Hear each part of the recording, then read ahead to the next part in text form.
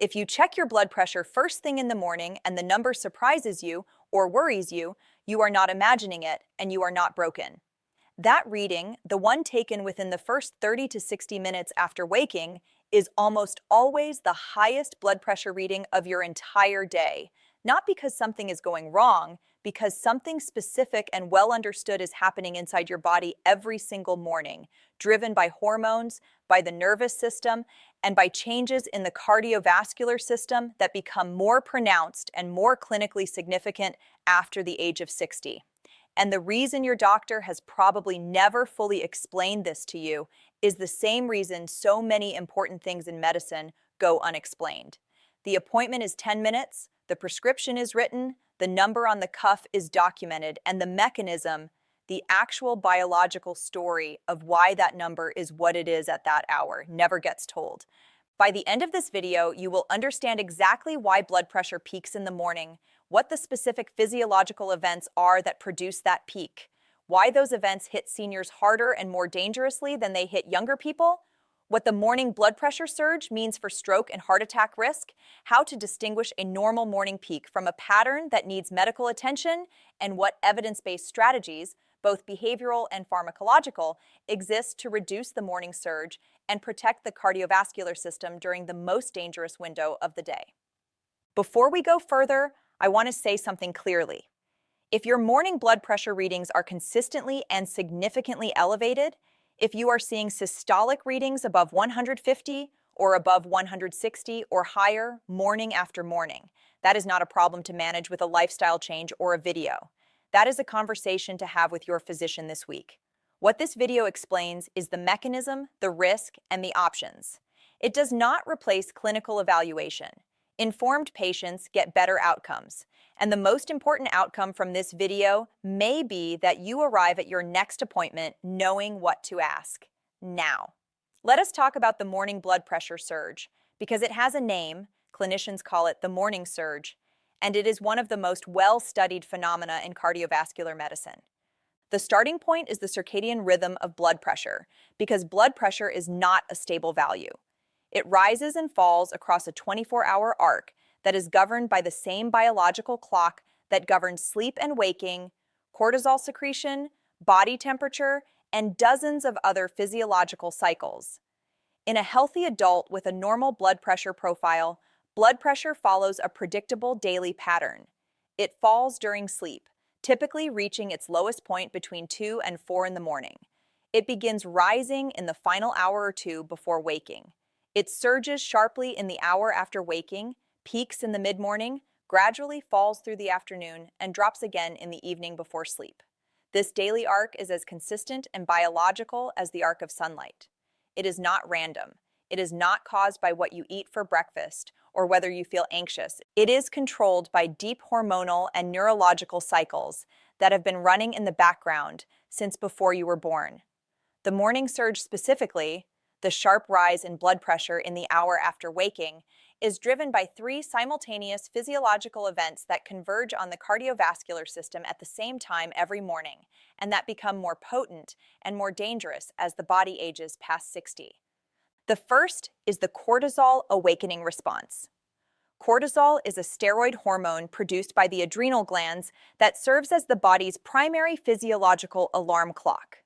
In the final 30 to 60 minutes before a person wakes, as the brain transitions from deep sleep toward lighter sleep stages and then waking, cortisol secretion rises sharply. By the time a person is awake and standing, cortisol is at or near its daily peak, and it stays elevated for 30 to 60 minutes before gradually declining through the morning. Cortisol does many things. It mobilizes glucose from the liver, it prepares the immune system, it sharpens cognitive alertness, and it acts on the cardiovascular system in ways that directly raise blood pressure. It increases the sensitivity of blood vessels to catecholamines, the adrenaline family hormones, making vessels more responsive to constriction signals. It promotes sodium retention in the kidneys, increasing fluid volume in circulation. And it enhances cardiac output. The heart beats with more force and slightly faster in the cortisol-elevated state. The blood pressure rise that results from the cortisol awakening response is a direct physiological consequence of the hormone doing its morning job in the cardiovascular system. In a younger adult, this cortisol-driven cardiovascular activation is smooth, proportionate, and well tolerated. The vessels respond, the heart rate adjusts, blood pressure rises appropriately, and then stabilizes as cortisol begins its mid-morning decline. In an older adult, particularly one with arterial stiffness from decades of blood pressure, atherosclerosis, or normal vascular aging, the same cortisol surge hits a cardiovascular system with less elasticity to absorb it. Stiff arteries cannot buffer the increased pressure wave the way elastic arteries can. The same hormone signal produces a larger, more abrupt pressure rise in the stiff vessel than in the elastic one, like pumping the same volume of air into a rigid pipe versus a flexible hose. The pipe cannot expand to accommodate the pressure. It all goes straight up. In a younger adult, this cortisol-driven cardiovascular activation is smooth, proportionate, and well tolerated. The vessels respond. The heart rate adjusts. Blood pressure rises appropriately and then stabilizes as cortisol begins its mid-morning decline. In an older adult, particularly one with arterial stiffness from decades of blood pressure, atherosclerosis, or normal vascular aging, the same cortisol surge hits a cardiovascular system with less elasticity to absorb it. Stiff arteries cannot buffer the increased pressure wave the way elastic arteries can. The same hormone signal produces a larger, more abrupt pressure rise in the stiff vessel than in the elastic one, like pumping the same volume of air into a rigid pipe versus a flexible hose. The pipe cannot expand to accommodate the pressure. It all goes straight up. What is less often discussed is how aging changes the cortisol awakening response itself, independent of the vascular changes it acts on. In older adults, particularly those under chronic stress, those with fragmented sleep, and those with metabolic conditions like diabetes or abdominal obesity, the cortisol awakening response becomes dysregulated. The peak morning cortisol may be higher than in a healthy younger adult, or its trajectory may be more prolonged, staying elevated through the late morning rather than declining smoothly after the first 30 minutes. A higher and more prolonged cortisol surge produces a more pronounced and more sustained morning blood pressure elevation. For seniors who describe their blood pressure as being elevated not just first thing in the morning, but remaining high through mid-morning before beginning to normalize.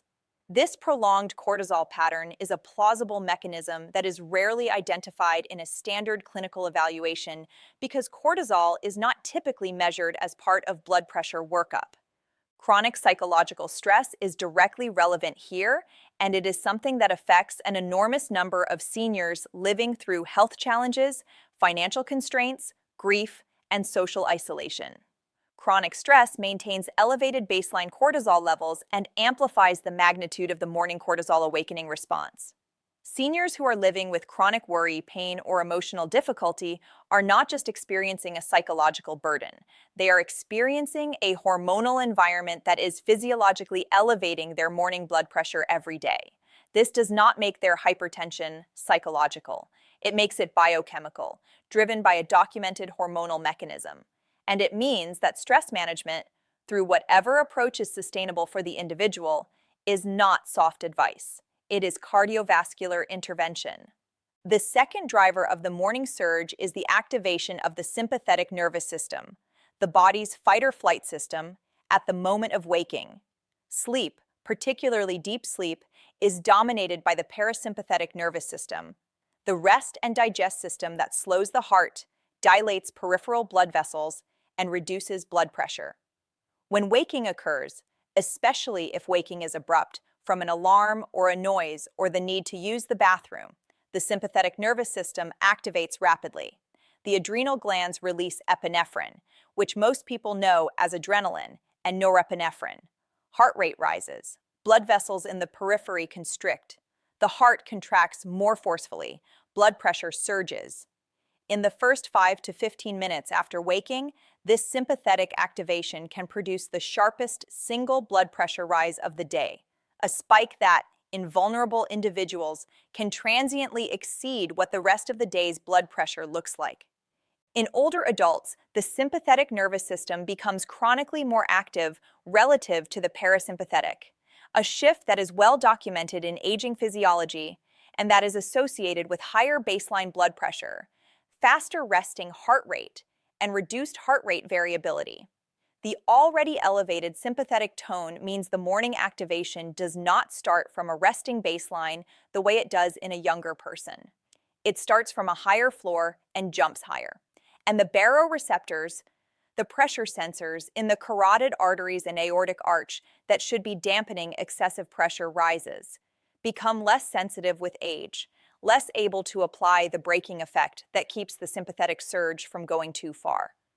The third driver is the renin-angiotensin-aldosterone system, the hormonal cascade that governs sodium and water balance and acts as one of the body's primary pressure-regulating mechanisms. Renin is an enzyme produced by the kidneys that initiates a cascade ending in the production of angiotensin II and then aldosterone. Angiotensin II is a powerful vasoconstrictor. Aldosterone tells the kidneys to retain sodium and water. Together, they raise blood pressure. Renin activity follows its own circadian rhythm, and renin levels are typically at their highest in the early morning hours, the same window when the cortisol awakening response and sympathetic activation are also peaking. The triple convergence of high cortisol, high sympathetic activity, and high renin-angiotensin activity in the same morning window is the precise mechanism of the morning blood pressure surge. It is not one thing. It is three major pressure-raising systems all hitting their daily peak simultaneously in the body that has just woken up. In older adults, the renin-angiotensin system contributes to the morning surge in a way that is amplified by aging kidney physiology specifically. The kidneys are responsible not only for secreting renin, but for regulating the overnight sodium and fluid balance that determines how much renin-angiotensin activity is needed each morning. Aging kidneys, with their reduced ability to efficiently clear sodium during the overnight hours, enter each morning carrying a higher than optimal sodium load, relative to what a younger kidney would have cleared. That sodium excess is a stimulus to the renin-angiotensin system. The body detects that blood volume and sodium concentration need management, and the renin cascade activates more robustly. For a senior who consumed a moderate sodium dinner the night before, the sodium clearance deficit that accumulates overnight is meaningfully larger than it would have been for the same person 30 years earlier. The renin-angiotensin component of the morning surge is not just a circadian rhythm. In older adults, it is a circadian rhythm amplified by the physiological accumulation of an overnight sodium burden that their kidneys could not clear in time. This is one of the reasons that ACE inhibitors, which block the renin-angiotensin cascade at the angiotensin-converting enzyme step, and ARBs, which block the angiotensin II receptor, are so specifically effective at reducing the morning surge when timed to their peak effect in the overnight and early morning hours. They are targeting one of the three converging drivers of the surge at the exact moment it is most active. Now let us talk about what this means for stroke and heart attack risk, because the morning surge is not simply a curiosity in blood pressure monitoring. It is the window during which heart attacks and strokes are most likely to occur. And that statistical fact has a direct mechanistic explanation. Epidemiological studies consistently show that the peak incidence of acute myocardial infarction, heart attack, occurs between 6 and noon, with the sharpest concentration in the first 2 to 3 hours after waking.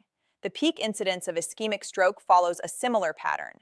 The peak incidence of sudden cardiac death, ventricular fibrillation, and rupture of aortic aneurysms all show morning clustering. This is not coincidence. The morning surge creates the exact hemodynamic conditions that trigger these events in vulnerable cardiovascular systems. The mechanism for heart attack specifically involves arterial plaque. Most heart attacks are caused not by arteries that are completely blocked, but by plaques, buildups of cholesterol, inflammatory cells, and fibrous tissue inside artery walls that rupture.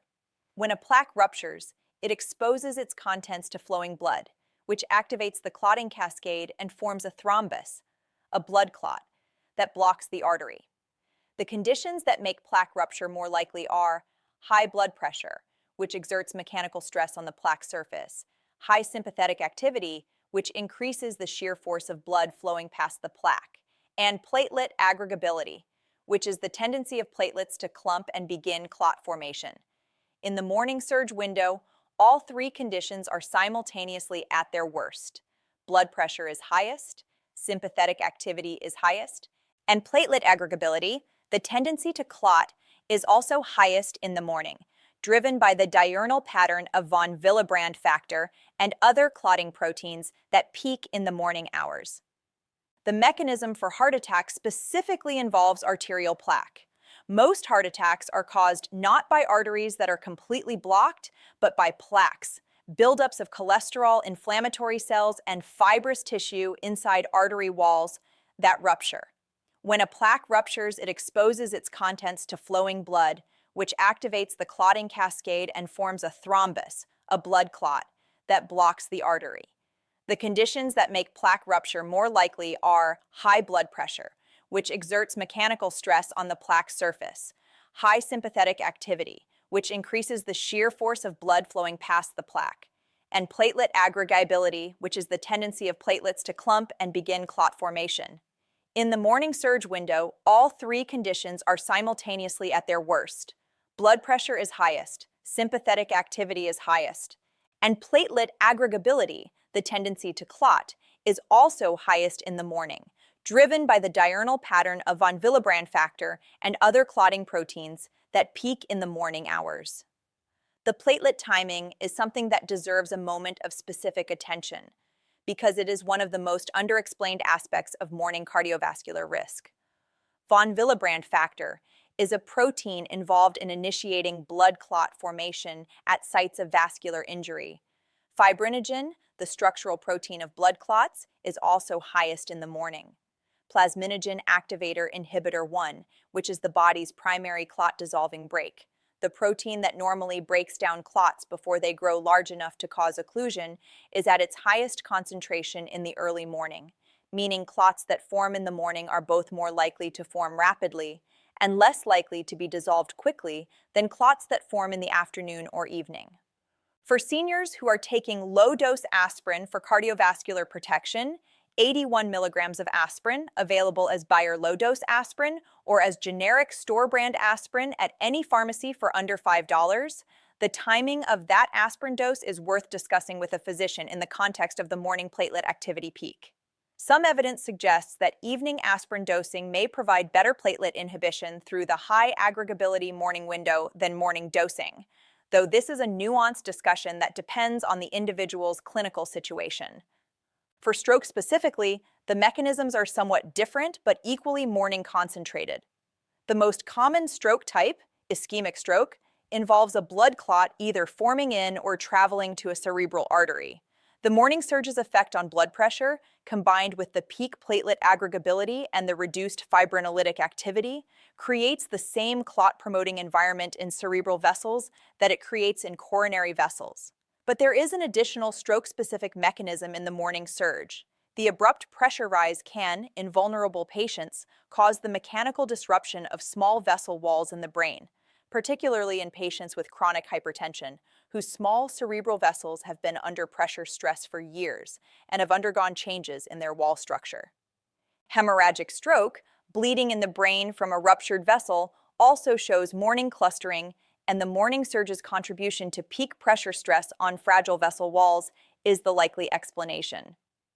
Let me tell you about Raymond, 73, who had been monitoring his blood pressure at home every morning for 2 years at the recommendation of his cardiologist. He took his reading the moment he woke up, before getting out of bed, before having coffee, before doing anything. His readings were consistently in the 128 to 134 range. His cardiologist considered these acceptable.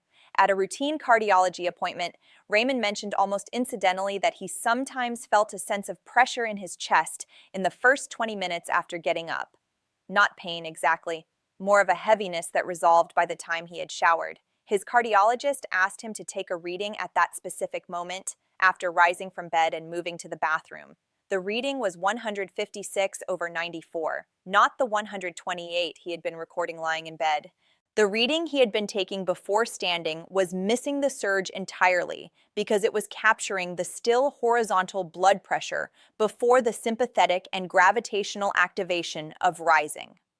Raymond's true morning surge was being masked by his measurement technique. His medication was adjusted. The timing of his lisinopril was shifted from morning to evening to ensure peak drug effect covered the morning surge window. His after-rising readings fell to 136/84. The chest heaviness resolved. Raymond's story illustrates a critical issue with morning blood pressure monitoring. The technique matters as much as the frequency. Many seniors take their morning reading while still in bed, or immediately upon waking before any movement, and record readings that appear well controlled.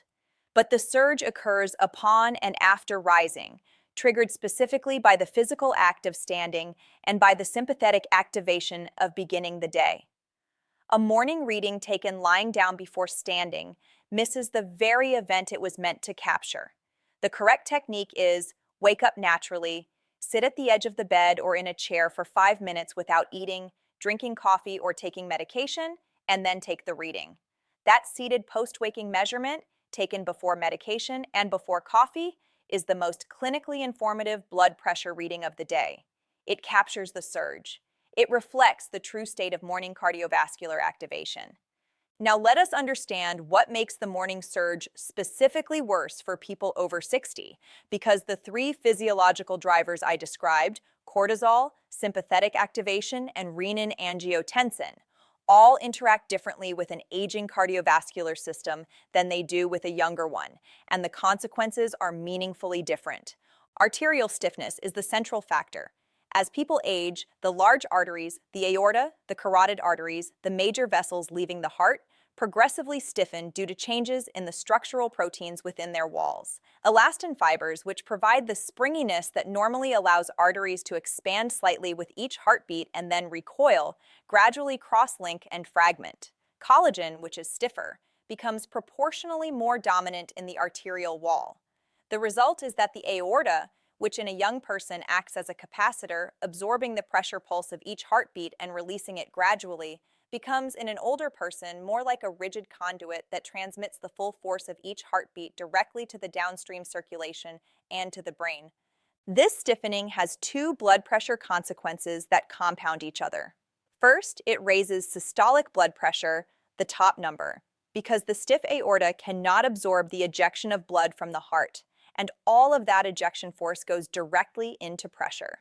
Second, it reduces diastolic blood pressure, the bottom number, because the recoil that normally maintains some pressure between heartbeats is reduced in a stiff vessel. This pattern of high systolic and relatively low diastolic, called isolated systolic hypertension, is the most common form of hypertension in people over 65, and it is a direct consequence of arterial stiffening rather than an increase in cardiac output or fluid volume. When the morning surge arrives in an already stiff aortic system, the pressure spike is steeper, higher, and more sustained than the same hormonal surge would produce in a young elastic vessel. The stiff pipe amplifies the surge. The consequence is a morning systolic that may be 30 to 40 millimeters of mercury, higher than the reading at 2 in the morning, a differential that represents enormous mechanical stress on the very plaques and vessel walls that determine whether a heart attack or stroke occurs that morning.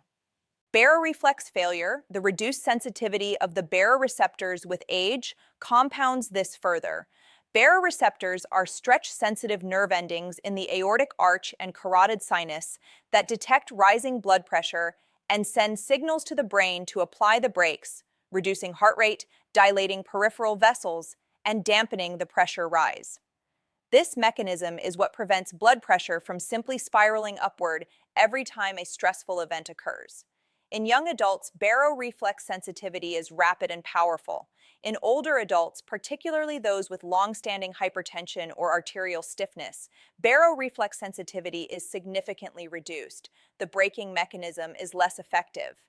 The morning surge that the baroreceptors should be moderating goes higher and stays higher for longer than it should, because the feedback loop that would normally contain it has lost its precision.